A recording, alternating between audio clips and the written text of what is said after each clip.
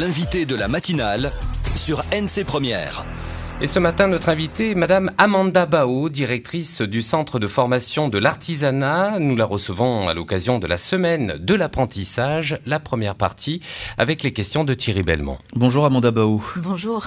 La semaine de l'apprentissage débute aujourd'hui. 420 places en première année sont ouvertes aux jeunes de 16 à 25 ans. Une opération pour promouvoir et valoriser un cursus diplômant qui a fait ses preuves. On a l'impression, Amanda Bao, que l'on redécouvre l'apprentissage. C'est votre sentiment ?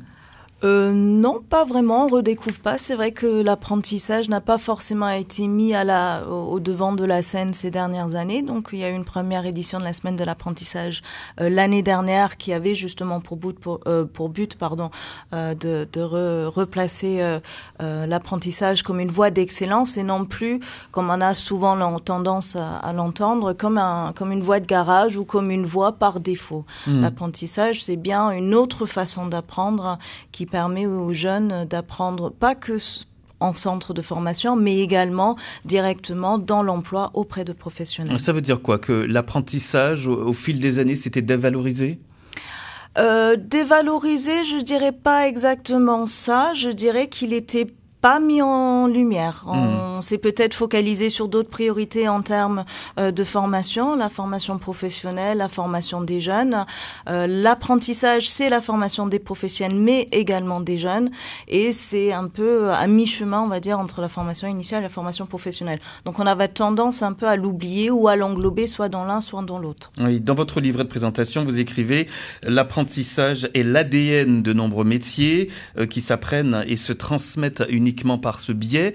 Quels sont ces métiers, justement, dont vous parlez ? Alors, au niveau de l'artisanat, il y a 2 métiers, par exemple, en Nouvelle-Calédonie, qui ne sont accessibles que par la voie de l'apprentissage.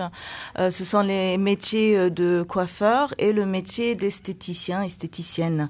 Donc, ces 2 métiers-là, typiquement, effectivement, où on apprend la technicité du soin de la personne, mais également la partie relation client. Et le meilleur endroit pour apprendre ça, c'est effectivement directement dans l'activité. Oui, donc ça, ce sont des exemples. Ce qui est très intéressant avec l'apprentissage, c'est que l'apprenti finalement est sur le terrain, il apprend effectivement son vrai métier, la pratique auprès d'une entreprise, la théorie, j'imagine, auprès du centre de formation, et cet apprenti est souvent tout de suite opérationnel après sa formation. Vous ne direz pas non, là. Non, je dirais pas non. Je ne dirais pas non, tout à fait. L'apprenti, normalement, lorsqu'il sort de son parcours de formation, parce qu'on parle de parcours de formation, effectivement, il a acquis une expérience. Contrairement aux jeunes qui vont passer exactement les mêmes diplômes en établissement scolaire et qui ont fait leur formation en présentiel, les jeunes qui sortent de l'apprentissage ont en plus une expérience qui peut valoriser en plus. Une expérience en termes de pratique, de savoir-faire, mais également en termes de savoir-être, de posture professionnelle et de maturité professionnelle. Oui, et ça permet de préparer un diplôme qui va du CAP jusqu'à la licence.